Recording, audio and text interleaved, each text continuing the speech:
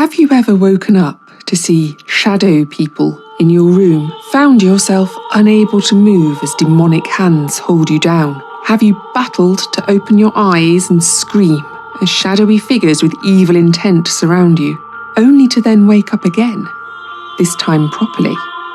Welcome to the world of nightmares, sleep paralysis, and hypnopompic hallucinations. Mysteries in our own minds. There are 3 particular dreams from my childhood that I can still remember now, many years later. In one, I was pinned down in my bed while a small, dragon-like lizard crawled up my body towards my face.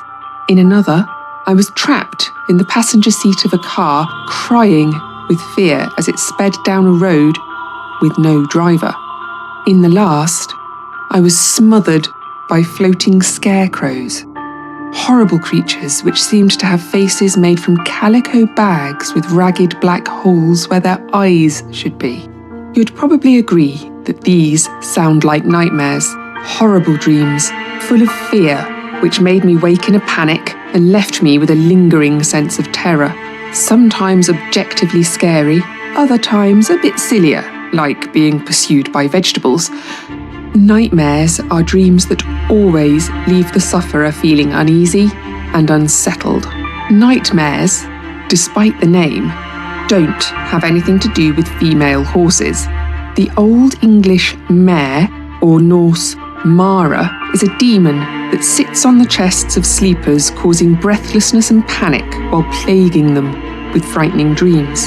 It has also been called the night hag and the riding of the witch. And you might also have heard of the incubus, from the Latin for to lie on, and succubus, to lie under.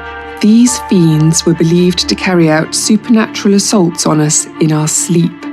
Certainly the things that happen in my head when I'm asleep have always been interesting, though for years I didn't know what to call my experiences apart from nightmares or vivid dreams, and didn't really talk to anyone about them. Unlike night terrors, which the sufferer has no awareness or memory of, my experiences can leave strange echoes and memories for days afterwards, and it would be very easy to look for an occult explanation.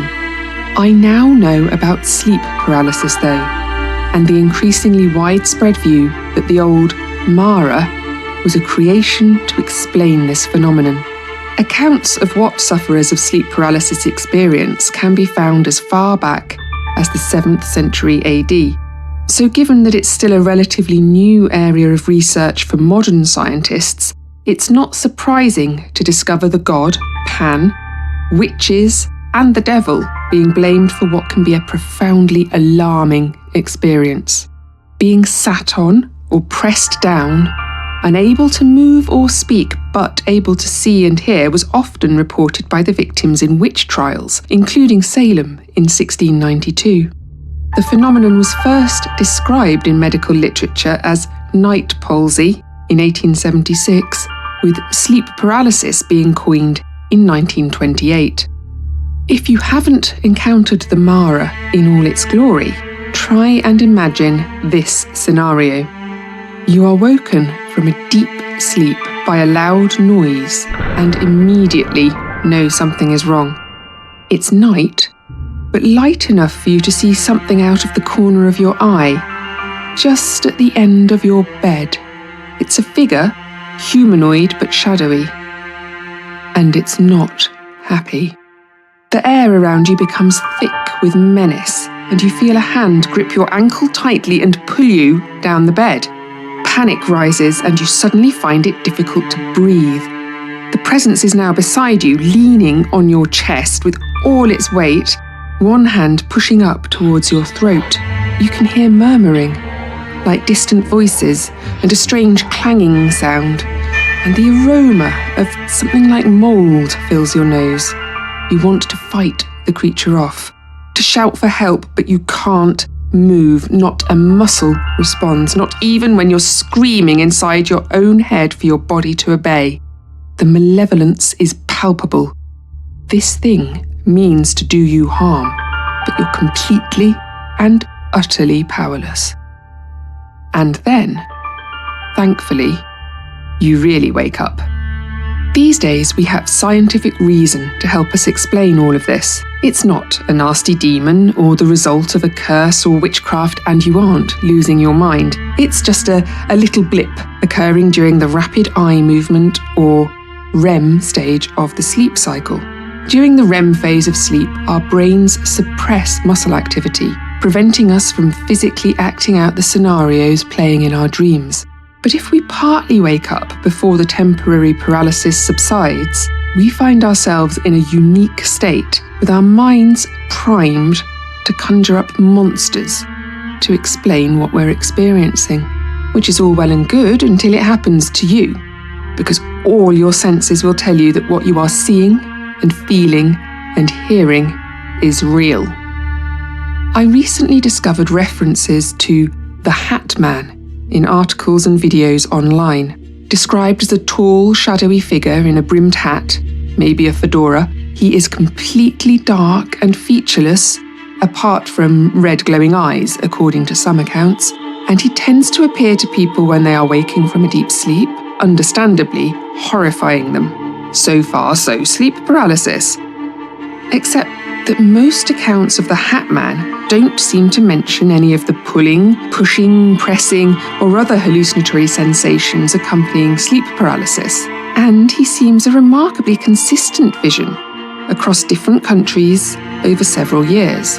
Is the Hat Man, in fact, a different phenomenon? If the Hat Man is, as I've seen suggested, an alien, an astral traveller, or a time traveller, then that puts him more in the realm of the shadow people. Whilst it seems difficult to find an agreed upon definition of exactly what a shadow person is, they aren't only seen by those who are between sleep and wakefulness.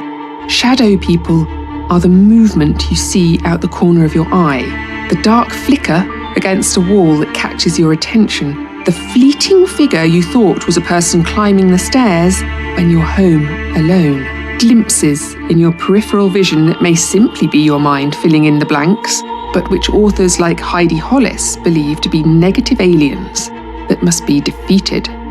And speaking of aliens, I find it interesting that sleep paralysis is now thought to be the cause of many reported alien abductions. Being pulled, prodded, pushed and poked are standard sensations in sleep paralysis, and some sufferers also feel they are weightless or being lifted, spun and thrown, whereas in the Salem trials people blamed witchcraft for their nocturnal terror.